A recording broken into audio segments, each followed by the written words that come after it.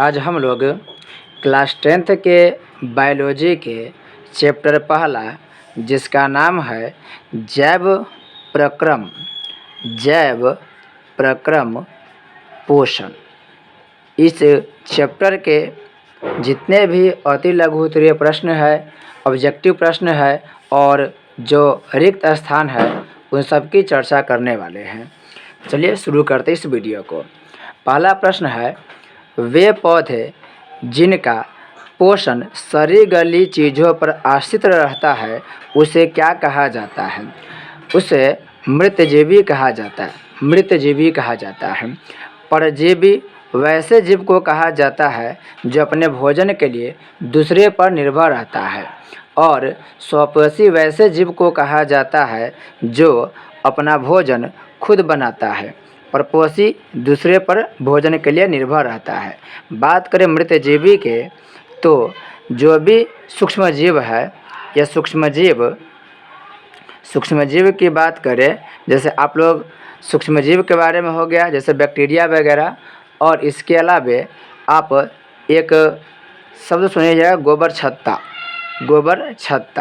तो ये जो गोबर छत्ता है जिसे मशरूम भी कहा जाता है वो भी मृतजीवी पोषण का उदाहरण है।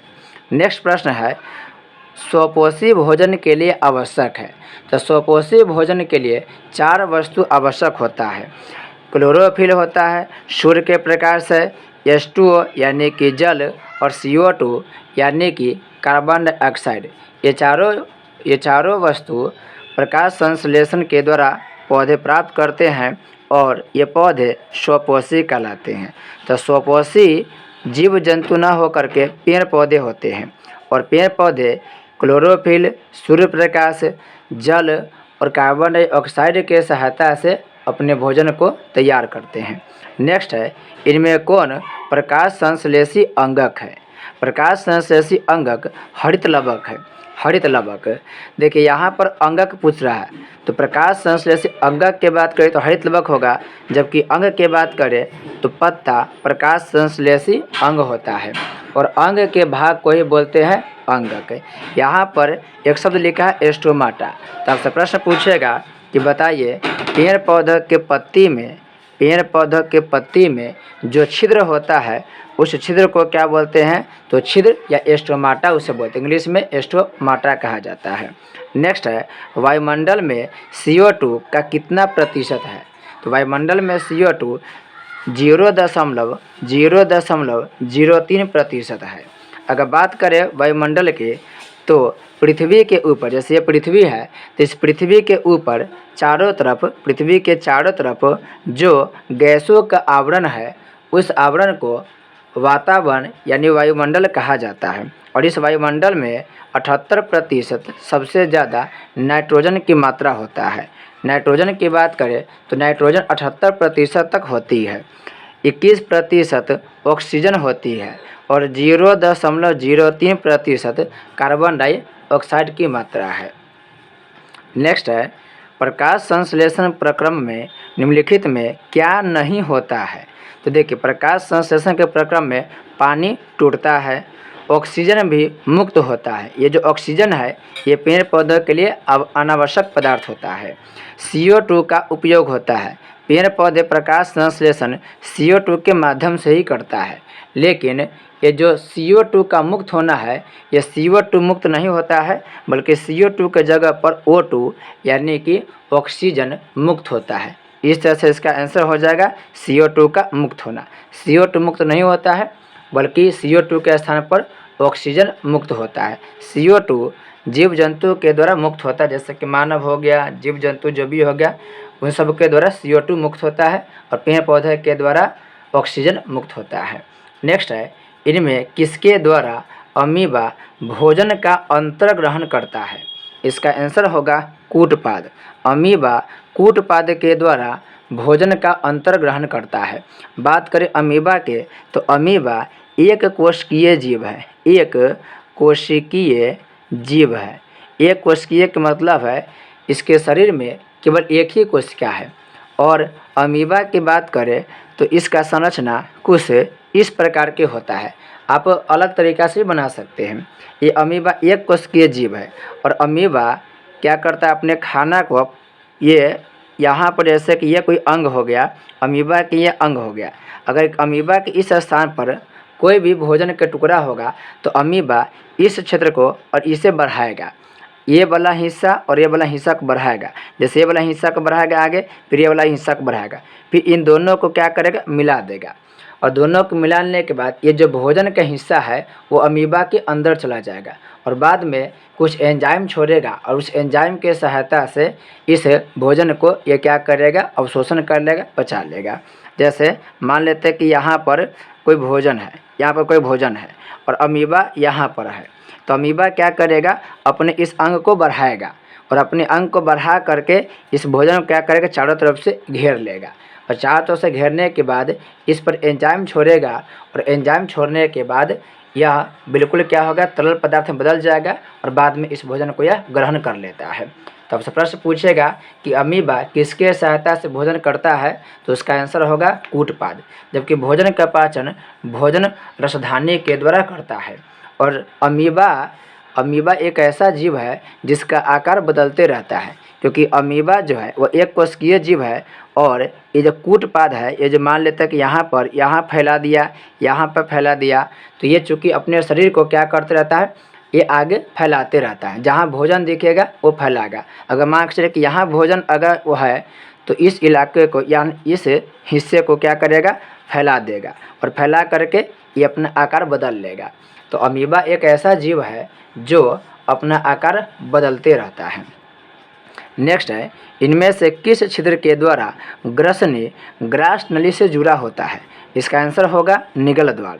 देखिए, जो ग्रसनी होता है, ग्रसनी वह ग्रास नली जो ग्रसनी है, ये जो ग्रसनी जुड़ा होता है नीचे निगल द्वार से और जुड़ा होता है कंठ द्वार से, निगल द्वार और कंठ द्वार से।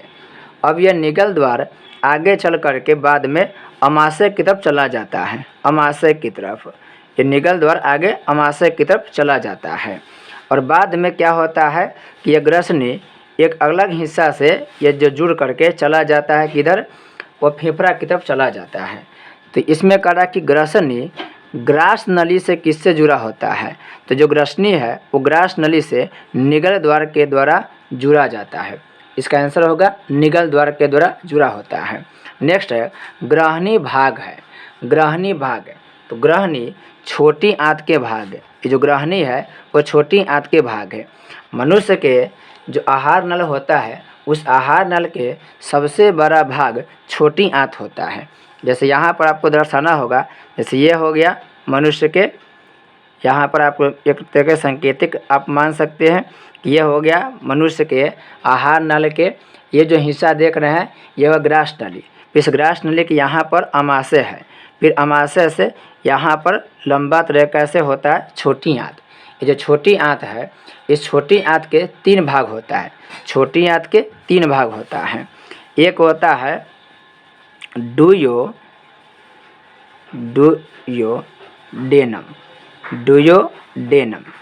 एक होता है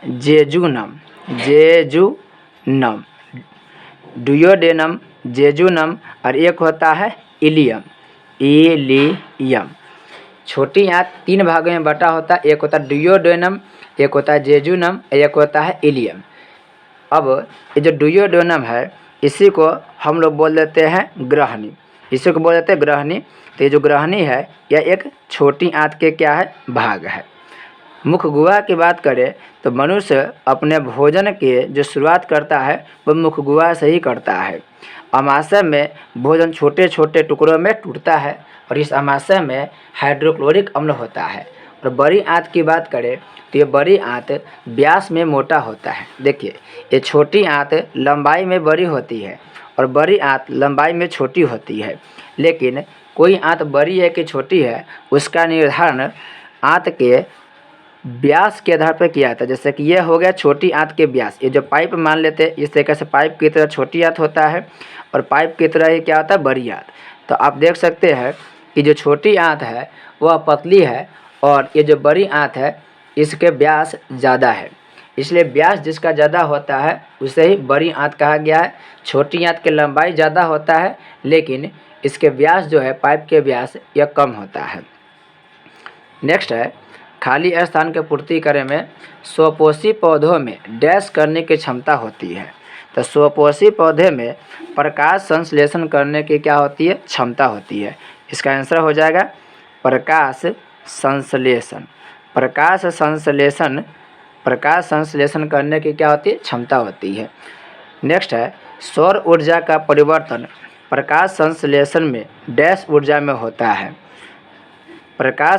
सौर ऊर्जा का परिवर्तन प्रकाश संश्लेषण में क्या होगा रासायनिक ऊर्जा में होता है। इसका जवाब हो जाएगा रासायनिक ऊर्जा में होता है। तीसरा नंबर प्रश्न है वायुमंडल से पत्तियां CO2 डैश के द्वारा ग्रहण करती है। तो वायुमंडल से पौधे CO2 लेता है लेकिन यह CO2 पौधे जो पत्ती होता है वो पत्ती के जो छिद्र होता है, पत्ती के जो रंध्र है या छिद्र है उसी के द्वारा ग्रहण करता है। इसका जवाब हो जाएगा रंध्र के द्वारा या छिद्र के द्वारा। नेक्स्ट प्रश्न है वे शारीरिक क्रियाएं जिनके द्वारा जीवों का अनुरक्षण होता है वह जैव प्रक्रम कहलाती है। जैव प्रक्रम से डायरेक्ट प्रश्न पूछता है, याद रखेंगे। वे शारीरिक क्रियाएं जिसके द्वारा जीवों का अनुरक्षण का मतलब मेंटेनेंस होता है उसे हम जैव प्रक्रम कहते हैं। नेक्स्ट है सूर्य के प्रकाश को डैश अवशोषित करता है। तो पेड़ पौधे के जो पत्ती होती है उस पत्ती में क्लोरोफिल होता है, क्लोरोफिल। इस क्लोरोफिल के पास ही क्लोरोफिल के ही द्वारा सूर्य के प्रकाश का क्या होता है अवशोषण होता है। नेक्स्ट है मनुष्य के आहार नाल की लंबाई करीब डैश मीटर तक होती है। तो आहार नाल की लंबाई की बात करें तो ये 8 से 10 मीटर तक होती है।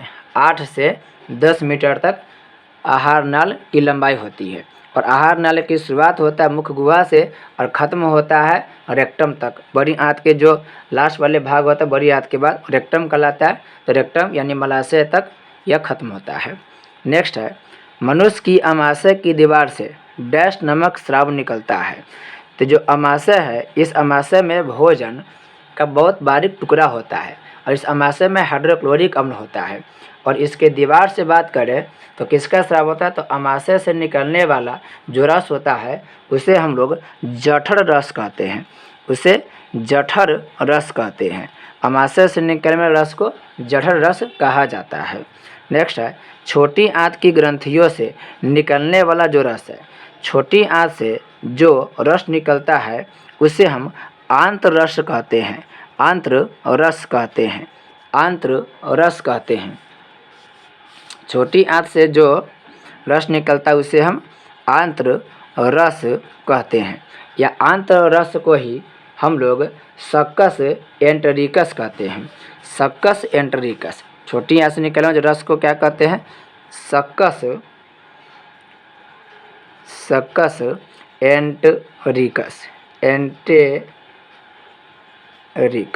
एंटेरिकस कहते हैं। अब हम लोग अति लघु उत्तरीय प्रश्न देखेंगे। पहला प्रश्न है जैव प्रक्रम किसे कहते हैं। तो वे सभी क्रियाएं जिसके द्वारा जीवों का अनुरक्षण होता है उसे जैव प्रक्रम कहते हैं। यहाँ पर देखिए जैव प्रक्रम परिभाषा दिया हुआ है। वे सारी क्रियाएं जिसके द्वारा जीवों का अनुरक्षण होता है जैव प्रक्रम कहलाता है। अनुरक्षण का मतलब होता है मेंटेनेंस। हमारे शरीर के लिए हमारे शरीर को मेंटेनेंस की आवश्यकता होता है क्योंकि हम जब भी कोई काम करते हैं तो हमारे शरीर से ऊर्जा की बर्बादी होता है तथा बहुत सारे कोशिकाओं में टूट फूट होते रहता है। तो हमारे शरीर की वृद्धि और विकास होना चाहिए। तो जो मेंटेनेंस होता है उस मेंटेनेंस के ही हम लोग क्या बोलते हैं मेंटेनेंस के लिए ही जो भी प्रक्रिया करते हैं उसे जैव प्रक्रम कहा जाता है। नेक्स्ट प्रश्न है बहुकोशिकीय जीवों में ऑक्सीजन की आवश्यकता विसरण द्वारा क्यों नहीं पूरा हो जाती है। देखिए, दो तरह के जीव होता है, एक होता है एक कोशिकीय और एक होता है बहुकोशिकीय। दो तरह के जीव होता है, एक होता है एक कोशिकीय, एक कोशिकीय और एक होता है बहुकोशिकीय, एक कोशिकीय और बहुकोशिकीय।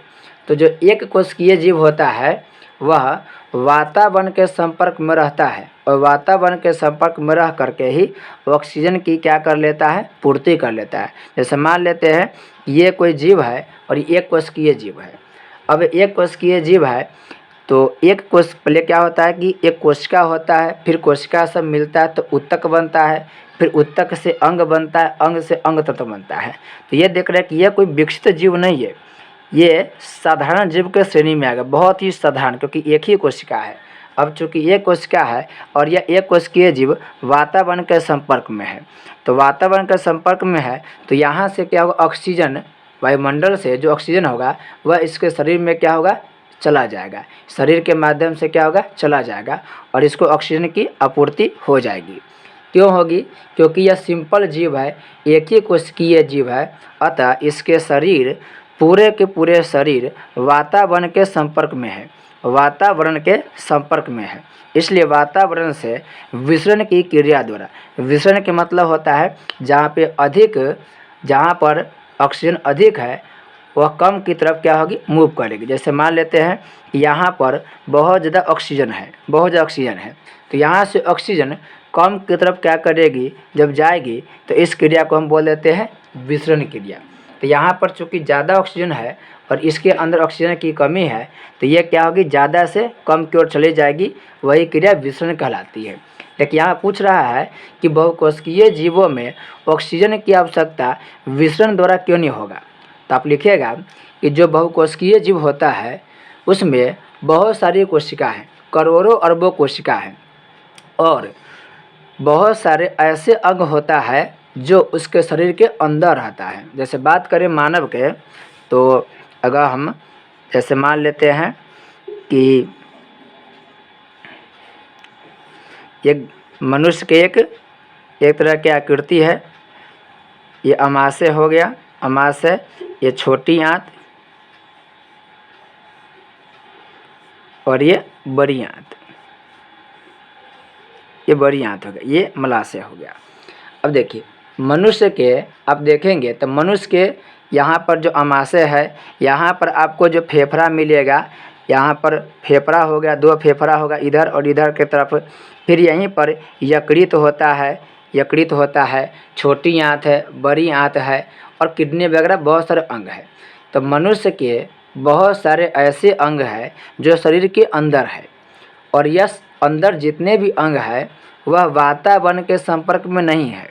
तो जो भी अंग वातावरण के संपर्क में नहीं है वह उस अंग में विसरण की क्रिया नहीं होगी। तो आप लिखें क्या कि मनुष्य या जो भी बहुकोशिकीय जीव है उसके बहुत सारे अंग शरीर के आंतरिक हिस्सा में होता है जो वातावरण के संपर्क में नहीं होता है, वातावरण के संपर्क में नहीं होता है। चूँकि वातावरण के संपर्क में नहीं होता है इसलिए उसे ऑक्सीजन की जो आवश्यकता है विसरण द्वारा पूरा नहीं हो सकता है।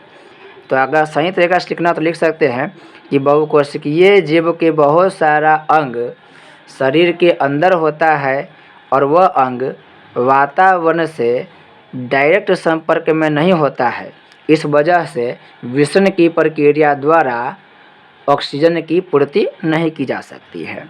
नेक्स्ट है जीवों में पोषण की प्रमुख दो विधियों के नाम लिखें। तो जीव में पोषण की दो विधि होता है, एक होता है स्वपोषी और एक होता है परपोषी।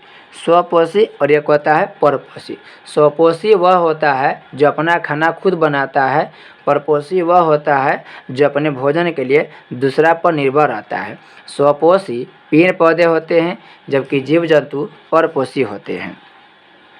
नेक्स्ट है हरे पौधों में किस प्रकार का पोषण होता है। तो अभी बताएं हरे पौधे में स्वपोषण होता है, हरे पौधे स्वपोषी जीव है। नेक्स्ट है जंतुओं में पोषण की कौन सी विधि पाई जाती है। तो जो जंतु होता है उसमें जंतुओं में पोषण की 3 विधि पाई जाती है। या जंतुओं में पोषण पूछा था, जंतुओं में पोषण की 2 विधि हो जंतु पूछ रहा है, तो जंतु में पोषण की क्या हो जाएगा कि 2 प्रकार के विधि हो जाएगा। फिर से देखेंगे, जंतुओं में पोषण पूछ रहा है कि कौन सी विधि, तो जंतु में परपोषण की विधि होती है। परपोषण, जंतु परपोषी होती है, तो इसमें विधि कौन होगा, तो परपोषण की विधि होगा। नेक्स्ट है 6वां प्रश्न है, 3 प्रकार की परपोषण विधियों के नाम लिखे। तो 3 प्रकार के परपोषण के नाम हो गया, एक होगा मृतजीवी पोषण, यहाँ पर देखिए, एक होगा मृतजीवी पोषण। मृतजीवी पोषण यानी कि सड़े गले जीव को, मरे हुए जीव को जो खाता है उसे मृतजीवी बोलते हैं। एक होता है परजीवी पोषण, यानी अपना भोजन के लिए दूसरे पर निर्भर रहता है। और एक होता है प्राणी समपोषी। प्राणी समपोषी, प्राणी समपोषी का मतलब है प्राणी के जैसा भोजन यह करता है। जीव जन जैसे हम लोग भोजन करते हैं, जो जंतु भोजन करता है प्राणी, उसके तरह जो भोजन ग्रहण करता है उसे बोलते हैं प्राणी समपोषी। मरे हुए जीव को खाता है तो मृतजीवी, दूसरे पर निर्भर रहता है उसे परजीवी, और प्राणियों की तरह भोजन करता है उसे प्राणी समपोषी कहते हैं। 6वां प्रश्न है, करा कि संपूर्ण प्रकाश संश्लेषण की प्रक्रिया का रासायनिक समीकरण लिखे। रासायनिक समीकरण लिखना है संपूर्ण प्रकाश संश्लेषण की प्रक्रिया के। तो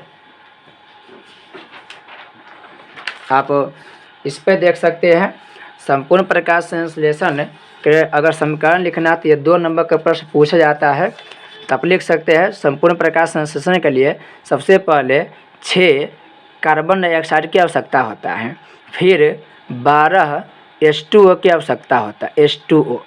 तो 6 कार्बन डाइऑक्साइड प्लस 12 जल, और सूर्य के प्रकाश की उपस्थिति में, सूर्य की प्रकाश की उपस्थिति में क्लोरोफिल की सहायता से, क्लोरोफिल की सहायता से पौधे प्रकाश संश्लेषण की प्रक्रिया करते हैं। और इस प्रकाश संश्लेषण की प्रक्रिया के द्वारा C6H12O6 प्लस में 6 ऑक्सीजन प्लस में 6 जल के अणु बनाते हैं। तो ये हो गया संपूर्ण प्रकाश संश्लेषण के समीकरण। 6CO2 प्लस 12H2O सूर्य के प्रकाश की उपस्थिति में क्लोरोफिल के सहायता से C6H12O6 यानी कि ग्लूकोज प्लस 6 ऑक्सीजन मुक्त करता है और 6 जल के अणु बनाता है। तो ये मोस्ट VVI है, इसे आप लोग याद कर लेंगे। यह हमेशा 2 नंबर के प्रश्न में पूछा जाता है। कभी कभी आपको यहाँ पर दे देगा और कुछ न कुछ यहाँ से त्रुटि कर देगा, उस त्रुटि को सुधारने के लिए भी दिया जाता है। याद रखेंगे, प्रकाश संश्लेषण के यह हो गया समीकरण। और यह तीर का निशान इसलिए दे रहा है कि केमिस्ट्री में पढ़े होंगे कि तीर का निशान अभिक्रिया की दिशा बताता है। तो इधर अभिक्रिया हो रही है, इससे तीर का निशान इधर की तरफ है। नेक्स्ट प्रश्न है 8वां नंबर, प्रकाश संश्लेषण की प्रक्रिया में उपोत्पाद के रूप में क्या बनता है। देखिए अभी पढ़े हैं कि सूर्य के प्रकाश के, यहाँ पर देख रहे हैं कि प्रकाश संश्लेषण के ये समीकरण है। तो इसमें 6 ऑक्सीजन बन रहा है, और 6 ऑक्सीजन जो बनता है यह पेड़ पौधों के लिए अनावश्यक होता है, इसे बोलते हैं उपोत्पाद। उपोत्पाद यानी उपोत्पाद के मतलब होता है वैसा पदार्थ जो उसके लिए उपयोगी नहीं होता है। तो प्रकाश संश्लेषण की प्रक्रिया में पेड़ पौधे के उपोत्पाद के रूप में ऑक्सीजन मुक्त होता है, और यह ऑक्सीजन उनके लिए बेकार होता है। तो यहाँ पे आंसर हो जाएगा ऑक्सीजन। उपोत्पाद के रूप में कौन होगा, ऑक्सीजन। नेक्स्ट प्रश्न है, प्रकाश संश्लेषण की प्रक्रिया हरित लवक या क्लोरोप्लास्ट में ही क्यों होती है। क्योंकि ये जो क्लोरोप्लास्ट यानी हरित लवक है उसमें क्लोरोफिल मिलता है। क्या मिलता है, क्लोरोफिल मिलता है। और क्लोरोफिल के द्वारा क्या होता है, जो सूर्य के प्रकाश है उसे तोड़ा जाता है और प्रकाश संश्लेषण की प्रक्रिया पूरी की जाती है। तो आप लिखेंगे कि क्लोरोप्लास्ट में क्लोरोफिल मिलता है और इसी क्लोरोफिल के सहायता से प्रकाश संश्लेषण की प्रक्रिया पूरी होती है। नेक्स्ट प्रश्न है, प्रकाश संश्लेषण प्रक्रिया के लिए किन किन पदार्थों की आवश्यकता होती है। प्रकाश संश्लेषण के लिए 4 प्रकार की पदार्थ की आवश्यकता होती है। पहला में वायुमंडल से CO2 लिया जाता है, ज़मीन के नीचे से जल लिया जाता है, फिर पेड़ के जो पत्ता होता है, पेड़ के जो पत्ता होता है उस पत्ता में क्लोरोफिल होता है, क्लोरोफिल होता है, और एक चाहिए सूर्य के प्रकाश, सूर्य के प्रकाश। तो प्रकाश संश्लेषण की प्रक्रिया के लिए ये चारों तत्व आवश्यक है, कार्बन डाइऑक्साइड यानी CO2, जल यानी H2O, क्लोरोफिल और सूर्य की प्रकाश। कभी कभी पूछता है आपसे कि CO2 कहाँ से मिलता है, तो वायुमंडल से H2O, ये जाइलम जमीन से लेके आता है, क्लोरोफिल पौधे के पत्ती में होता है, और सूर्य का प्रकाश उसे मिल ही जाता है। नेक्स्ट है प्रकाश संश्लेषण प्रक्रिया के लिए पौधे CO2 कहाँ से प्राप्त करता है, अभी बताएं। CO2 कहाँ से प्राप्त करेगा, तो CO2 वायुमंडल से प्राप्त करता है, CO2 वायुमंडल से प्राप्त कर लेता है, वातावरण से CO2 प्राप्त कर लेता है। नेक्स्ट है कवक एवं जीवाणुओं में प्रकाश संश्लेषण की प्रक्रिया क्यों नहीं हो पाती है। तो देखिए कवक और जो जीवाणु है, कवक और जो जीवाणु है उसमें क्लोरोफिल नहीं होता है, क्लोरोफिल नहीं होता है। ऐसे क्लोरोफिल की अनुपस्थिति में ये लोग प्रकाश संश्लेषण की प्रक्रिया नहीं कर पाते हैं। नेक्स्ट है 13 नंबर प्रश्न है पोषण के दृष्टिकोण से अमीबा तथा पैरामीशियम किस प्रकार के जंतु है। तो अमीबा तथा जो पैरामीशियम है ये प्राणी संपोषी जीव है। अमीबा तथा पैरामीशियम प्राणी संपोषी जीव है। प्राणी संपोषी जीव का मतलब होता है यह प्राणियों की तरह क्या करता है, जीव मतलब प्राणियों की तरह पोषण करता है। नहीं तो आप लिख सकते हैं कि अमीबा और पैरामीशियम परजीवी है, परजीवी है। अमीबा और पैरामीशियम क्या है, परजीवी है, यानी अपने भोजन के लिए दूसरे पर निर्भर रहता है। नेक्स्ट है मनुष्य के आहार नाल कौन कौन से मुख्य भागों से बटा होता है। मनुष्य के आहार नाल, इसे ध्यान से समझिएगा। मनुष्य के जो आहार नाल है, जैसे यहाँ पर आप एक डायग्राम की सहायता से समझ सकते हैं। ये मनुष्य के हो गया ग्रास नली, यहाँ पर ग्रास नली पर यहाँ पर आपको मिलेगा अमाशय, ये अमाशय हो गया। और यहाँ पर यह हो गया छोटी आंत, ये है छोटी आंत। छोटी आंत लंबाई में बड़ी होती है, इस बात को ध्यान रखेंगे। यह छोटी आंत हो गई, छोटी आंत। फिर इसी छोटी आंत के साइड से बड़ी आंत जुड़ी हुई है, बड़ी आंत। देखिए बड़ी आंत को जानबूझ करके बड़े बनाया गया है, चौड़ाई में इसको ज़्यादा चौड़ा बनाया गया है, यहाँ पर देख सकते हैं। फिर यहीं पर रेक्टम होता है, मलाशय होता है। देखिए ये जो है ये पीछे की ओर से मुड़ करके इधर आ रही है, यानी कि यहाँ पर है ही नहीं, ये यहाँ से क्या हुआ जुड़ के आ रही और पीछे की तरफ से मुड़ के फिर यहाँ से निकल के इधर आ रही है। तो आप देखेंगे यहाँ से इधर से देखेंगे तो ये मनुष्य के माने के मनुष्य के आँख हो गया, ये नाक मुँह जो भी, इससे मतलब नहीं है। यहाँ पर देखिए ये जो मुख है, यहाँ पर मुँह मान लीजिए, यहाँ पर मुख गुहा। तो मनुष्य के जो आहार नल की शुरुआत होता है उसमें सबसे पहला होता है मुख गुहा, सबसे पहला होगा मुख गुहा। दूसरे फिर से देखेंगे यहाँ पर मुख गुहा है। मनुष्य के जो आहार नल की शुरुआत होता है वो मुख गुहा से शुरू होता है। तो यहाँ पे मुख गुहा है, यहाँ पे आप जो पाइप की तरह देख रहे हैं इस पाइप को बोलते ग्रास नली, ग्रास नली। फिर ग्रास नली से आगे बढ़ेंगे तो ये जो दिखाई दे रहा है आपको यह है अमाशय, अमाशय, ये हो गया हिस्सा अमाशय। फिर अमाशय के बाद ये देख रहे हैं जो राउंड राउंड बहुत, यह राउंड राउंड बहुत घूमे हुआ है, यह है छोटी आंत, यह हो गया छोटी आंत, छोटी आंत। और छोटी आंत के देखिए बगल में यहाँ पर छोटी आंत से थोड़ा सा मोटा सा मान लीजिए कि तो मोटा सा है, यहाँ से ले करके फिर पीछे से गया है, फिर यहाँ से आया है, यह है बड़ी आंत, यह हो गया बड़ी आंत, बड़ी आंत। और यहाँ वाला एक क्वेश्चन मार्क की तरह बनता है, यहाँ पर इसे बोलते हैं रेक्टम यानी कि मलाशय। तो यह हो गया मलाशय यानी कि रेक्टम, मलाशय यानी कि रेक्टम।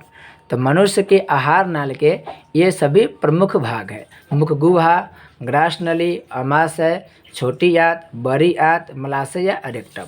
सबसे पहले भोजन यहाँ पर मुख गुहा में जाता है, फिर मुख गुहा से इधर की तरफ यानी ग्रास नली में आती है, ग्रास नली से अमाशय में आती है, अमाशय से या फिर छोटी आंत में चली जाती है। छोटी आंत में पूरा भोजन पच जाता है और पूरा भोजन पचने के बाद जो बेकार भोजन होता है वो बड़ी आंत में चल जाती है। फिर बड़ी आंत से होते हुए यह भोजन बाहर शरीर के बाहर निकल जाती है। तो याद रखिएगा, मनुष्य के जो पाचन तंत्र होता है उसमें शुरुआत होता है मुखगुहा से और ख़त्म होता है मलाशय यानी कि रेक्टम तक। मुखगुहा में ही भोजन पचना शुरू हो जाता है। तो आपसे प्रश्न पूछे कि भोजन के पाचन कहाँ से शुरू होता है, तो भोजन के पाचन मुखगुहा से शुरू होता है। 4 से 5% भोजन मुखगुहा में ही पच जाता है। जबकि यहाँ पर पूछेगा ये ग्रास नली, तो इस ग्रास नली में भोजन के पाचन नहीं होता है। भोजन टूटता कहाँ है, तो भोजन अमाशय में टूटता है। जबकि पूछेगा कि भोजन के संपूर्ण पाचन कहाँ होता है, तो भोजन के संपूर्ण पाचन छोटी आंत में होता है। छोटी आंत में भोजन के संपूर्ण पाचन होता है। बड़ी आंत में भोजन के पाचन नहीं होता है। बड़ी आंत में भोजन का पाचन नहीं होता है, बल्कि बड़ी आंत में पानी का क्या होता है, अवशोषण होता है, जल का अवशोषण होता है। यह भी प्रश्न पूछा जाता है कि बड़ी आंत में किसका पाचन होता है, तो पानी के शोषण होता है, अवशोषण होता है। बड़ी आंत से पहले ही पूरा खाना पच जाता है छोटी आंत में। तो यहाँ पे प्रश्न पूछा गया था मनुष्य के आहार नाल के कौन कौन से मुख्य भाग है, तो इसका होगा आहार नाल, ग्रास मुख गुहा, ग्रास नली, अमाशय, छोटी आंत, बड़ी आंत और रेक्टम। नेक्स्ट है ग्रसनी में स्थित 2 छिद्रों के नाम लिखें। तो ग्रसनी में 2 छिद्र होता है, एक होता है निगल द्वार, एक होता है कंठ द्वार। पीछे चर्चा किए थे। एक होता है निगल द्वार और एक होता है कंठ द्वार। निगल द्वार और दूसरा होगा कंठ द्वार। नेक्स्ट है मनुष्य में पाचन आहार नाल के किस भाग से शुरू होता है। तो अभी आप लोग पढ़े हैं कि सब मनुष्य में भोजन के पाचन यही मुख गुहा से शुरू होता है। मुख गुहा में भोजन के पाचन 4 से 5% तक होता है। अंतिम प्रश्न है दिया है मनुष्य के आहार नाल के किस भाग में पचे हुए भोजन का अवशोषण होता है। तो देखिए मनुष्य के जो छोटी आंत है, ये छोटी आंत जो लंबाई में बड़ी होती है, यहाँ पर भोजन का संपूर्ण पाचन होता है और साथ साथ भोजन के अवशोषण भी छोटी आंत में ही होता है। साथ साथ भोजन के अवशोषण भी छोटी आंत में। अवशोषण का मतलब है कि यहाँ पर जो भोजन है, इस भोजन में जो भी आवश्यक पदार्थ होगा उस सभी आवश्यक पदार्थ को छोटी आंत के द्वारा ही खुर में भेज दिया जाता है। तो यहाँ पर अवशोषण भी होता है। बड़ी आंत में भोजन का पाचन नहीं होता है।